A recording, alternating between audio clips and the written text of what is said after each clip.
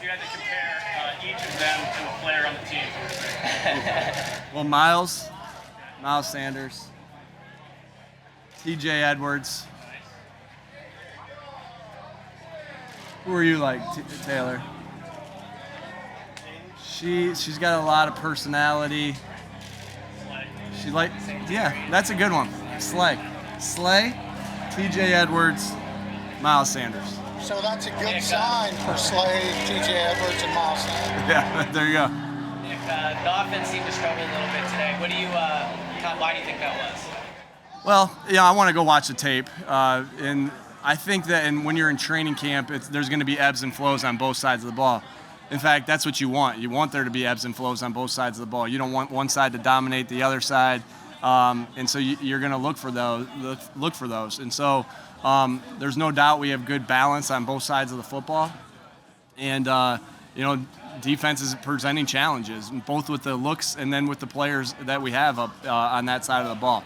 And so I got to watch the tape to see all that. I know we didn't turn it over as much today. We ended practice with a turnover, but I'll have to watch the tape to get a little bit more feel for that. This is by far the longest practice of camp so far. How do you think you guys are doing? We don't have to play tomorrow, and so of course you're looking at it and you're saying, hey, guys got tired in that last period. There's no question, but we're working. We're throwing different conditioning things in addition to our plays every day at them. So I can tell that we're getting a little bit better with our conditioning each day. And that's pretty typical in 2 minutes that guys are going to get tired, and fundamentals and football IQ are going to suffer a little bit when you are tired. So we got to fight through those things when we have them. But the intensity again was high. Are there mistakes? Of course they are. That's what training camp's for. And sometimes as coaches too, you're like, I'm glad that happened right here because it's going to be a great opportunity for us to teach from it. So of course there's mistakes just because it's training camp, but I do feel like this group of guys are getting in better shape, and a tribute to them because most of them came in really top-notch shape, ready for this mountain that we have to climb. What happened with Milano and Dillard? Yeah, concussion. I mean, but How? yeah.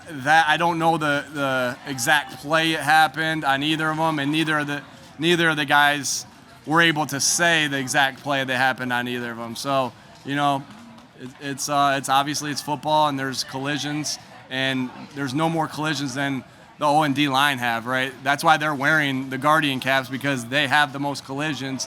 Because we could say, well, we're not live, but the O line and the D line are live every single play.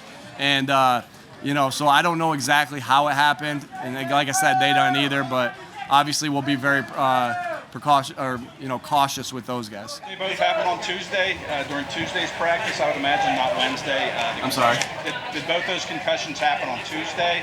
Yes. Yeah. Yesterday was Wednesday? Yeah. Yeah. So they both, okay. Yeah, we were more, it was on Tuesday.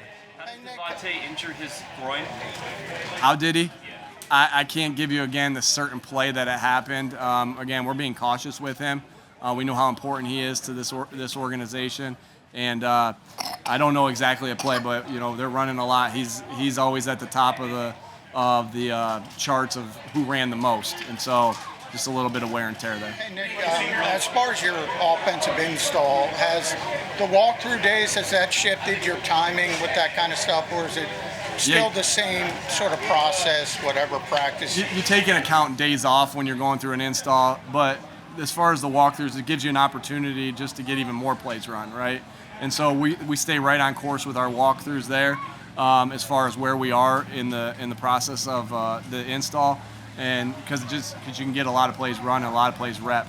I really, given the time that you asked me about that with the walkthrough, what you can really tell is, and it's happened on multiple occasions, where the defense had a play a couple days ago where the offense motions across, the defense spins their blitz to adjust to the formation that the offense is in, and they get us to be hot they get pressure on us, and we have to throw the ball hot because we're all, they get to the quarterback.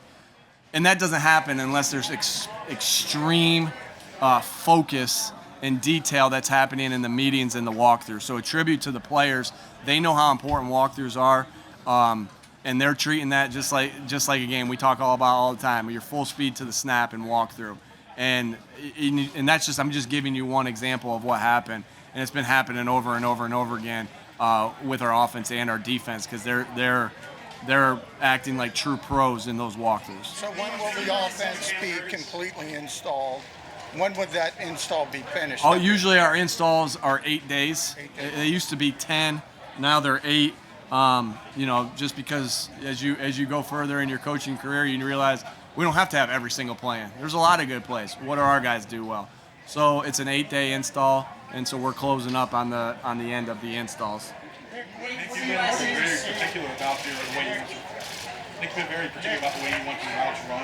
What's the time frame that you pretty much have for the receivers that you feel like they'll get everything down and come back to ways as you like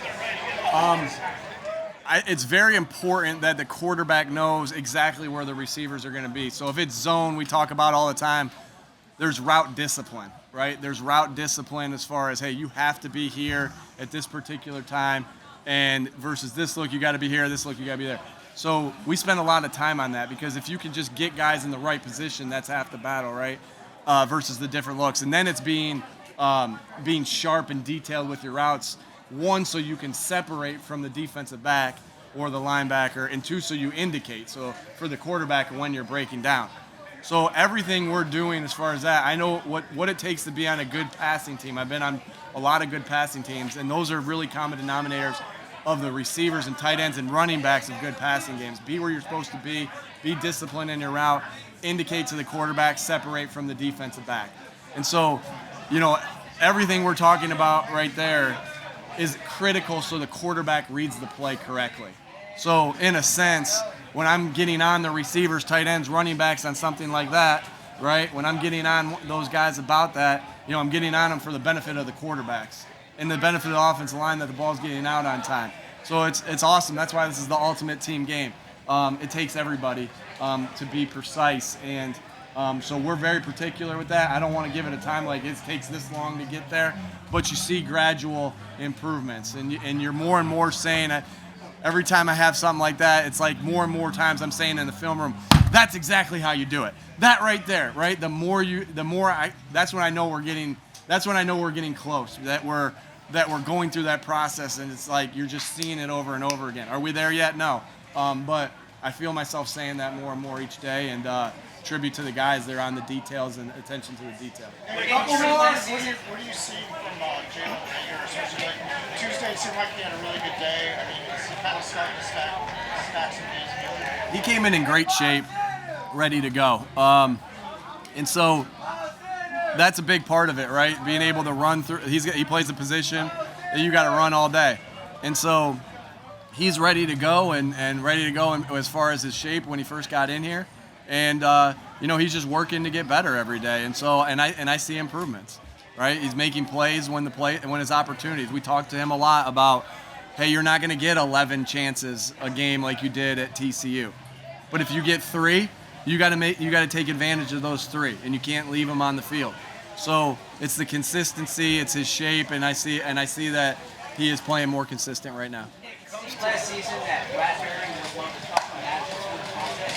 Has that carried over to training camp as well? Yeah, of course. I just think that he's a very instinctive player that's done it really well in this league for a long time, and when you have guys like that and Slay and him, it makes the receivers work. I think I talked about that last time here, that the development of your receivers gets better as you go against better competition, right? And that's no exception here. He's making everybody better. He's making the defense better, and in the process, he's making our offense better because he's making them work to how you're going to get open against them. He's so instinctive, like, you better not give him a little tell to the inside. So if my head's not perfect on my fundamentals, right, and I give him a little peek to the inside, he's going to drive that inside. So you better be perfect. When we've seen it, like I said, you don't want to make mistakes, but when you make mistakes, sometimes that's the best way to learn. And that's our jobs as coaches, to point those things out and, like, let's have a learning curve from that, right? And so that's what he's forcing him to do. And that's the same thing that's happening on the offense and defensive line. You make a mistake with Fletcher Cox, you're in trouble. You make a mistake with Jason Kelsey, you're in trouble. So it's making these guys making sure that every detail's on and that we're striving for protection, perfection, knowing that that's impossible to do. But you know, they're making it hard, and both offensively and defensively. When it comes to practicing in the heat like this, what do you like about it, and what do you dislike about it? Yeah, you know, the thing you dislike about it is you don't want to lose guys, right? You don't want to lose. You're worried about the heat as far as players' health. That's what you dislike about it. What you love about it is, you know, this is how the first couple games are going to be played, right? Atlanta last year, that game was hot, right? This year's game in Detroit, they'll have the air conditioning on. But you know, after that, like, you know, it's gonna be hot, and we have to be ready for that. And it gets you in great shape. It pulls guys. What else you like about it is they're all fighting through the same elements together, right? It's not just hot for one of them. It's hot for both the offense and the defense. And so they connect. You get a little bit more of a bond there with that. The other thing you like about it is they get tired a little quicker, right? And so you have to fight when you're tired. Fundamentals suffer. Football IQs can suffer. So you got to fight through that. So there's so many great things that are preparing us for the season when you have a hot day like this. And yeah, so we enjoy it, and we, you know, having that type of heat. All right. Thank you, Coach. Thanks, everybody.